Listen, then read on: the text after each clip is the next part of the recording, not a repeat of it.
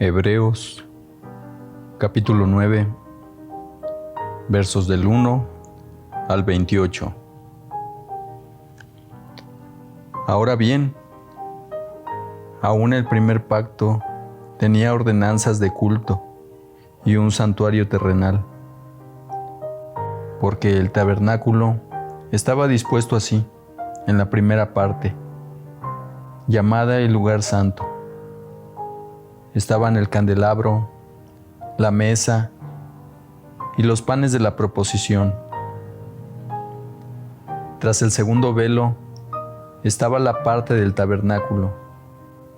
llamado el lugar santísimo, el cual tenía un incensario de oro, y el arca del pacto, cubierta de oro, por todas partes, en la que estaba una urna de oro, que contenía el maná, la vara de Aarón, que reverdeció,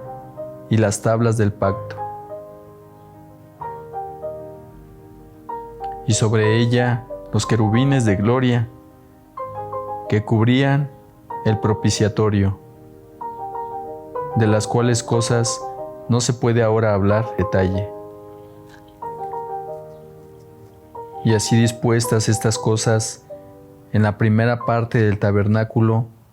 entran los sacerdotes continuamente para cumplir los oficios del culto. Pero en la segunda parte, solo el sumo sacerdote, una vez al año, no sin sangre, la cual ofrece por sí mismo y por los pecados de ignorancia del pueblo, dando el Espíritu Santo a entender con esto que aún no se había manifestado el camino al lugar santísimo, entre tanto que la primera parte del tabernáculo estuviese en pie,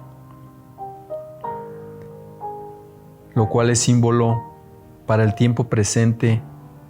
según el cual se presentan ofrendas y sacrificios que no pueden hacer perfecto en cuanto a la conciencia al que practica ese culto, ya que consiste solo de comidas y bebidas, de diversas absoluciones y ordenanzas acerca de la carne, impuestas hasta el tiempo de reformar las cosas. Pero estando ya presente Cristo, sumo sacerdote de los bienes venideros, por el más amplio y más perfecto tabernáculo, no hecho de manos, es decir, no de esta creación, y no por sangre de machos cabrios, ni de becerros, sino por su propia sangre, entró una vez para siempre en el lugar santísimo, habiendo obtenido eterna redención. Porque si la sangre de los toros y de los machos cabrios y las cenizas de la becerra, rociadas a los inmundos, santifican para la purificación de la carne, cuánto más la sangre de Cristo, el cual mediante el Espíritu eterno ofreció a sí mismo sin mancha a Dios, limpiará vuestras conciencias de obras muertas, para que sirváis al Dios vivo. Así que por eso es mediador de un nuevo pacto, para que interviniendo, muerte para la remisión de las transgresiones que había bajo el primer pacto,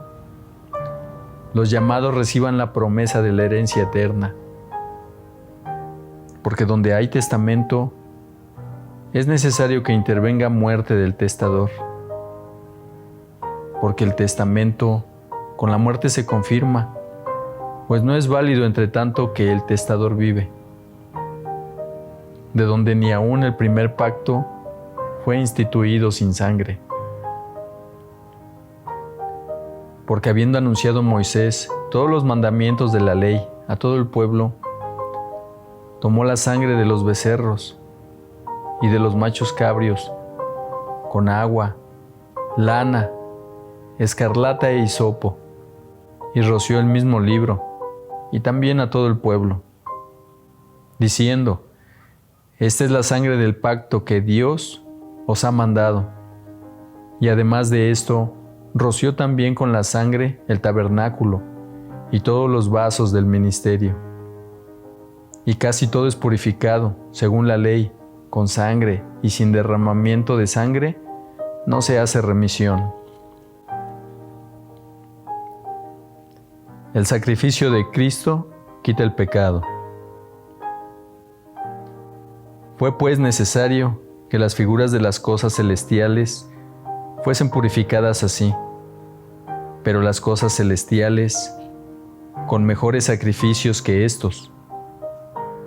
porque no entró Cristo en el santuario hecho de mano, figura del verdadero, sino en el cielo mismo, para presentarse ahora por nosotros ante Dios, y no para ofrecerse muchas veces, como entra el sumo sacerdote en el lugar santísimo cada año, con sangre ajena. De otra manera, le hubiera sido necesario padecer muchas veces, desde el principio del mundo. Pero ahora, en la consumación de los siglos, se presentó una vez para siempre por el sacrificio de sí mismo, para quitar de en medio el pecado, y de la manera que está establecido para los hombres, que mueran una sola vez, y después de esto el juicio. Así también Cristo fue ofrecido una sola vez, para llevar los pecados de muchos, y aparecerá por segunda vez, sin relación con el pecado, para salvar a los que le esperan.